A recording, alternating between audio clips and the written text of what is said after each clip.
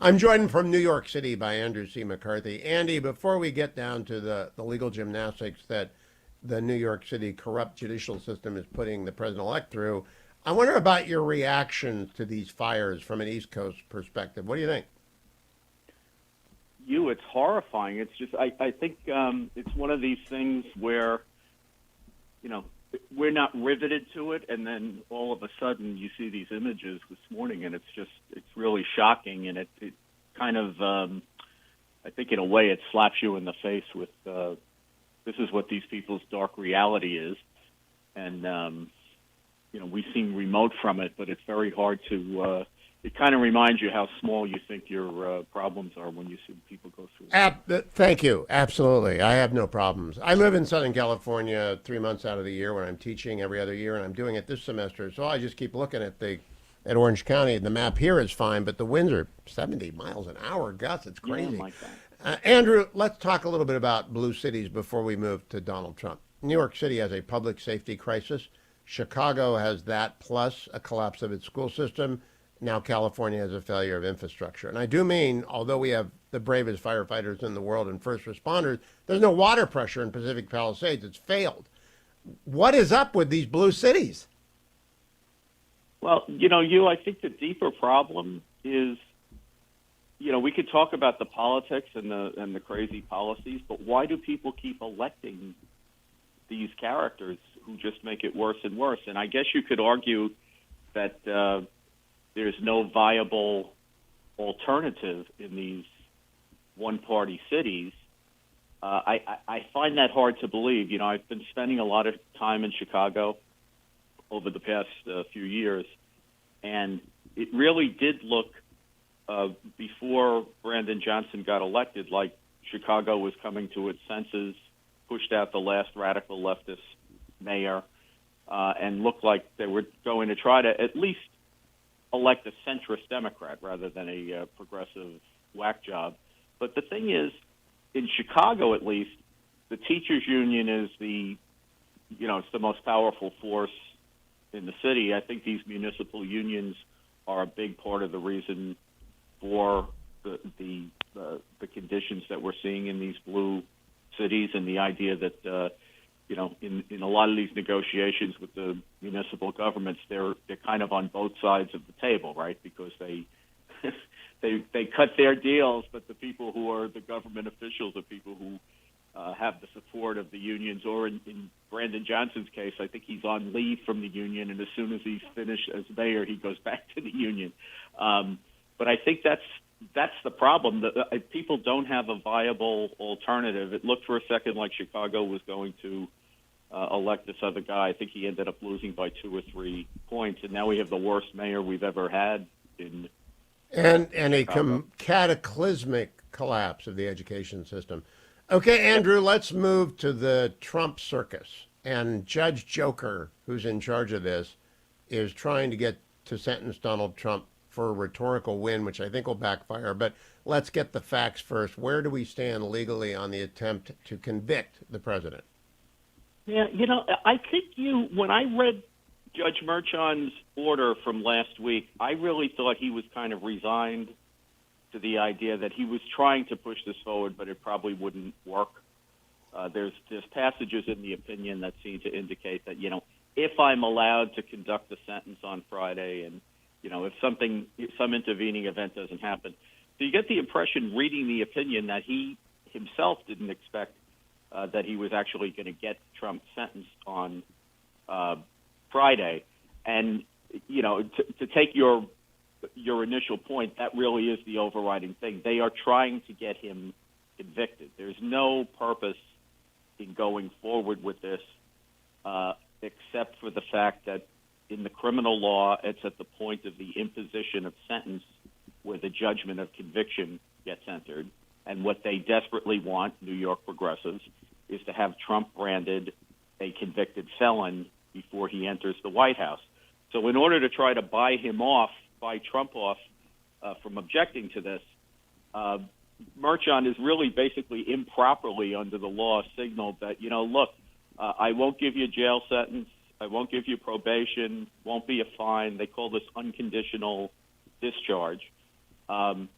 but we have to get on with this because there's a great public interest in finality here.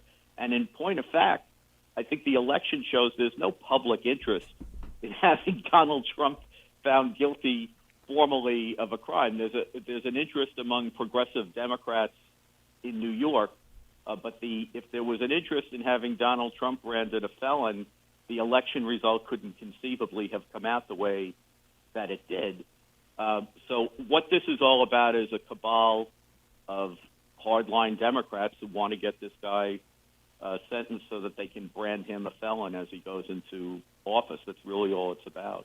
I do want to state boldly, though, it definitely impacts the president-elect, his time, his thinking, his staffing, his job. And he has a job as president-elect and having to pursue appeals of all this nonsense. And it is absolute crap. I want people to understand that.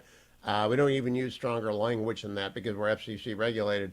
It is the worst. I am embarrassed for my profession and for your profession, Andy, in New York. I'm not a member of the New York Bar, but I'm embarrassed that this is happening because it does impact the presidency as the appeals will. There's really no leg to stand on for Judge Joker. No, I think the way that he's pulled this off is kind of in small compass exactly the kind of circus that you've just described. I mean, what he basically did here, the ruling that he made on Friday, Merchant could have done that 6 weeks ago. He's gone up against the wire here because what he was trying to accomplish, I think, was give Trump, practically speaking, as little time as possible to find either a superior state court or a federal court to intervene to put the brakes on the sentencing. You're asking where I think this goes. I think because Trump did not get relief from the appellate division in the emergency hearing yesterday, I would think that his next move is to go to the Second Circuit Federal Court of Appeals in Manhattan. The reason being he's already got a pending removal appeal there, and I think he can make the argument to the circuit that if the sentencing goes forward, basically the appeal that he's already got in front of the Second Circuit, which I think has a lot of merit, gets frustrated. So at the very least, ask the federal court to put the brakes on the sentencing until the removal appeal can be decided. It would seem to me that would be his next move. So let's explain to people, we have two systems here, a state system where all the craziness is going on, that is not convicted, but that has had a jury verdict against Trump, for which he would be sentenced to neither time nor a fine, according to Merchant. I'm not sure why we're doing this, but it went over to the appellate division in the New York state courts yesterday and was rejected. Today they might go over to Foley Plaza and try the federal courts. And what would the motion be, Andy? This is not my world. I don't know the Second Circuit at all or the rules there. What is the motion? Yeah, so I should clarify since you're asking me that precise question about remedies he's seeking. What he was really asking for in the appellate division yesterday was there was a merits portion of it, but what he was mainly looking for was to get a stay of the sentencing while he litigates these claims that he wants to make against Judge Merchant personally and the immunity aspects of the post-trial litigation. And the court said the merit stuff could go forward, but it refused to stay the sentencing while that happened, which is really frustrating for Trump. So I think what's going on in Manhattan is Trump tried to remove the case from state court to federal court early on. That went in front of a judge called Alvin Hellerstein in the Southern District of New York, my old haunts, Federal District Court in Manhattan. Hellerstein is a 90-year-old senior judge appointed by President Clinton in the late 90s. He rejected Trump's claim, but Trump went back after the Supreme Court did its immunity ruling in July, pointing out that the representations that the district attorney's office made to Judge Hellerstein about what they intended to prove at the trial turned out not to be true. They ended up getting into a lot of Trump's official acts as president, which is exactly the stuff that the Supreme Court says is verboten. And rather than deal with that, Judge Hellerstein basically gave it the back of the hand, which is why Trump appealed to the Second Circuit and why there's a pending appeal there. So what I think he'll now do is go to the circuit rather than going back to Hellerstein's a waste of time, and he doesn't have time between now and Friday. So I think what he ought to do is go back to the circuit and say, if you don't stay the sentencing that this judge is planning to do in the state on Friday, my appeal will be frustrated. And I have good faith federal arguments why this state prosecution frustrates, the official conduct of federal duties, which is what he's wanted to raise all along. And whether you think he's right or wrong about that, I think he should at least be able to get a decision on the merits, and it'll be mooted if Merchan does the sentencing on Friday. Does it get mooted? That's my question, because it seems to me that the case for staying the state court is overwhelming, given the immunity decision. The Second Circuit ought to issue the stay. It doesn't go to the merits. It said, wait a minute, we got to get through this. Because that is a very clearly applicable bit of law. And Andy, the case, yeah. Trump versus the United States, it's very applicable to the Second Circuit's ruling today. Yeah, I think the thing is, Hugh, that everybody who follows this stuff knew that the Supreme Court was very likely, especially after the oral argument, which took place at the beginning of Trump's trial in Manhattan. In fact, Trump couldn't be at the Supreme Court hearing even though he wanted to be, because it was a trial day in front of Merchan, and Merchan wouldn't give him the day off to go to the Supreme Court argument. So everybody who followed that knew that the Supreme Court was likely to rule that presidents had immunity or some measure of it.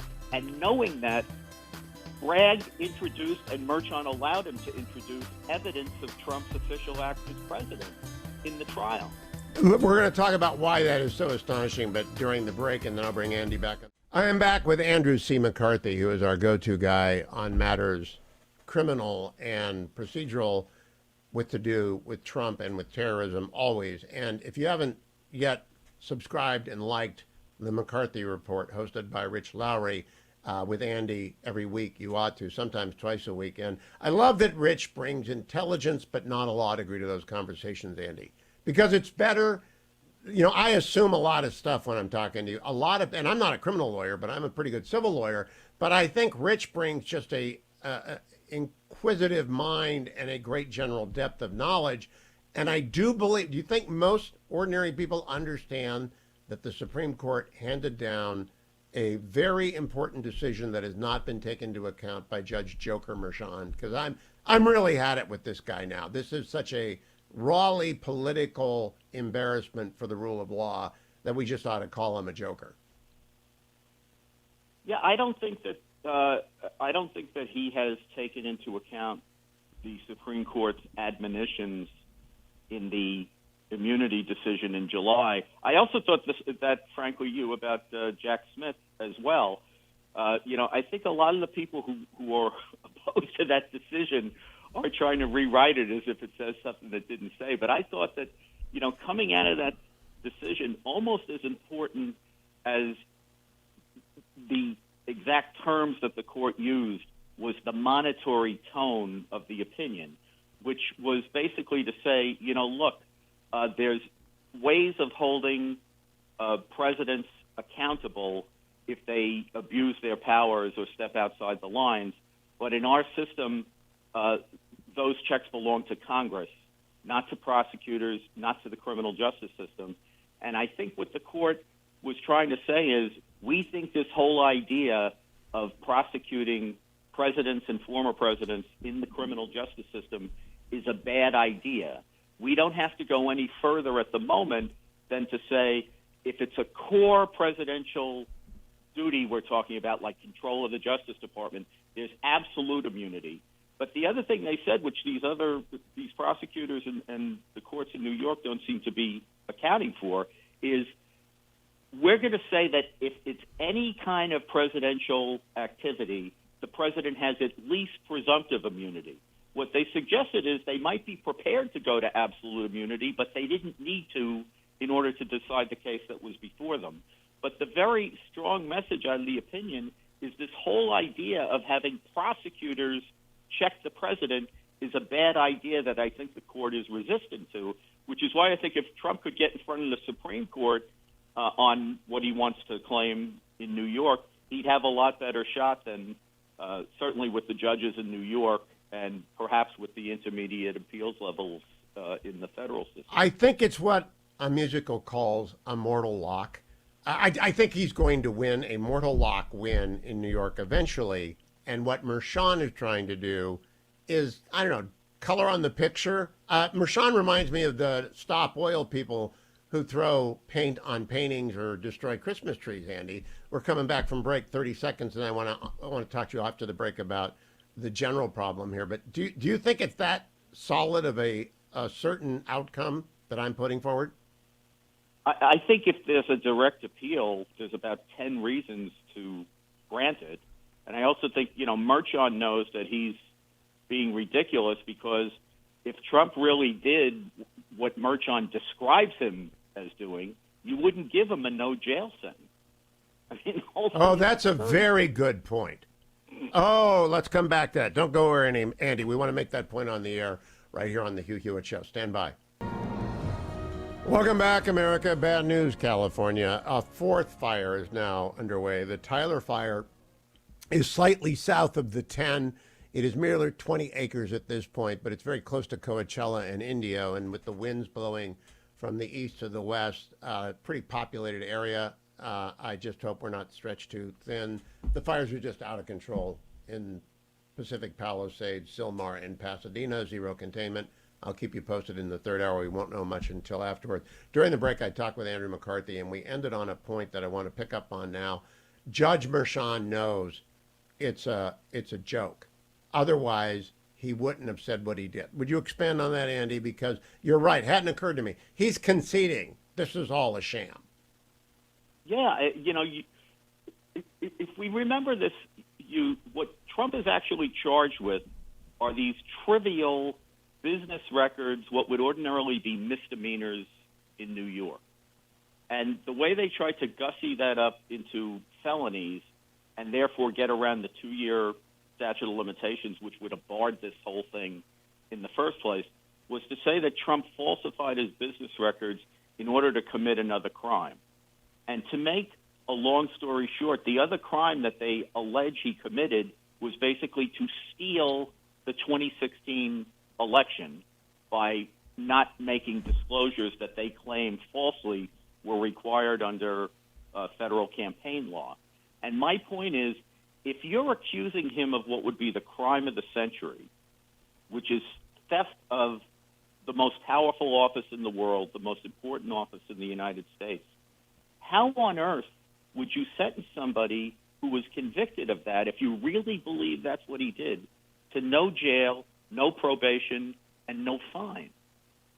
You wouldn't. These are not serious people, though. Yesterday, when I learned that Jack Smith is going to file a report, I was just kind of blown away, Andy. I've been dealing with the special counsel law, the independent counsel law, and then back to the special counsel regulations for 30 years. I was on the court that appointed I was the clerk to the 3-judge panel that appointed Jacob Stein under the independent counsel. I know how it works. This is a joke. Jack Smith does not need to file a report, do you think?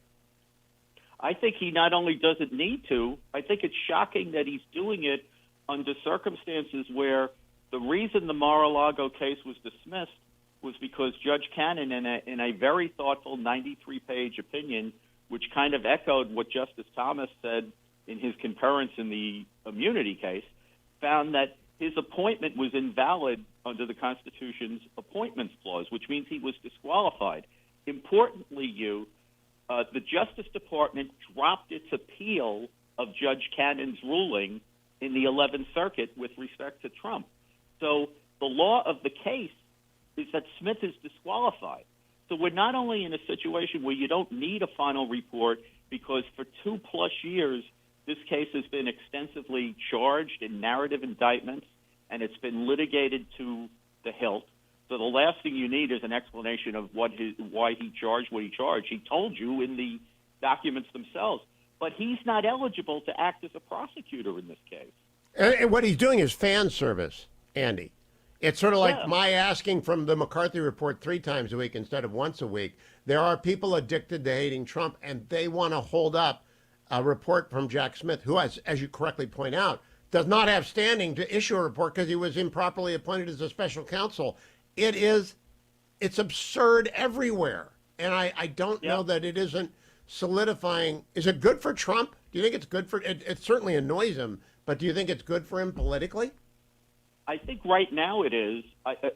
The temptation on this, I think we know, having been, at different avenues of the Justice Department, we know the importance of it and what it means to the rule of law. I think the temptation for Trump, because he's been in the eye of the storm here, will be to basically go tit for tat with the Democrats and say, basically, the only way we'll stop lawfare is if they feel what lawfare is like when they're on the receiving end of it. And I think that would be a bad move. I hope he doesn't. I hope they resist the urge to do that, because I think in large measure Trump may be president because of lawfare. Oh, I think you're right. I think they elected. I think Juan Merchan and Alvin Bragg and Jack Smith elected Donald Trump because of Jack Smith. And you've said this many times. If he'd brought an obstruction case, it would have been. I don't know what the defense is. No defense ever had to be mounted, but it was the one thing that was unassailable, right? The obstruction case, as alleged, was unassailable. Yeah, but the thing is, this goes to what you just said. He can't contain himself. He can't control himself. I mean, he didn't. It wasn't enough to file one classified documents charge, right? He had to put 36 in, and he's in a hot panic to get to trial. But anybody who's been around the block once knows that if you bring one classified information charge, you're buying on to like a year plus of litigation over classified information admissibility issues. But he couldn't contain himself. Yeah, I think we've got to come to the conclusion. I'd like you to stay, Andy, for the break, because I want to talk to you about Meta before I talk to Joel Kaplan. But I think we have to come to the conclusion. Jack Smith is not at Main Justice for a reason. Judge Merchan is an acting judge for a reason. Alvin Bragg is a joke for a reason. And the New York appeals courts are embarrassing themselves. I hope Team Trump gets this from the Second Circuit to the Supreme, because at least 2 justices are listening right now. Take this case. This is really an abuse of process. Andy and I are going to talk about Meta during the break. Welcome back, America. Andrew C. McCarthy and I are talking before my interview with Joel Kaplan, which began this hour, but I kept it for the bottom of the hour so you could hear it. Andy, what do you make of the Meta changes? Well, I'm happy to see them. Part of me wants to say it's too little, too late, Hugh, in the sense that it would have been really nice if Zuckerberg got religion while that case was still pending in front of the Supreme Court, because basically in that case in which the government and government agents used their influence in order to get a third-party actor, the platforms, to suppress speech, which government wouldn't be allowed to do on its own, what the Supreme Court ultimately decided was that there wasn't enough evidence to show a direct link between the policies and the actions of the government actors and the suppression of the speech. And I think if Zuckerberg had come forward earlier, he would have been that link. And then that could have been a real opportunity for the Supreme Court to come down on the government and say what I always do as a prosecutor, which is if the Constitution tells me I can't do something, then I can't get a private third party to do it for me and say that it's all fine. I am sort of on the other side, Andy. I'm glad they didn't reach the merits, because I thought it would have involved an expansion of the state action doctrine. And we're really in the weeds here. But that already in Brentwood Academy goes to a whole bunch of things that are entangled up with the government. I don't think they wanted to get into this forest of regulatory overgrowth, and that there were, I believe, 4 justices were ready to throw themselves in, but Roberts held them back, or was it only 3? I'm remembering now. I don't remember the division. I remember Barrett wrote the opinion. It was very exacting about what the causation was. And I do agree. Look, I don't think the court should be doing that kind of regulation. But just as, and maybe this is more of a political point than a legal one, Hugh, But it really galls me that the government actors who did what they did here, which was Oh, gosh, yes. If they had kept were it not up. held accountable. If they had kept it up, if they had proved actual rightness, then I would have been for them coming in and savaging everyone. Let me close this way. I'm going to make an ask of Joel Kaplan. Shut down the oversight board. Even though you've got a great judge and Mike McConnell as your chairman, I think it's 30 or 40 people, 2/3 or 3/4 of whom are not from the United States legal world. Ours is the First Amendment fortress. What do you think about their oversight board and the fact that it tries to be a Supreme Court for Meta? Yeah, I guess I should probably be hesitant to weigh in here because I don't know enough about it. I think the world of Judge McConnell, but I don't You and me know both, enough about yeah. how I don't know how enough about how it's comprised.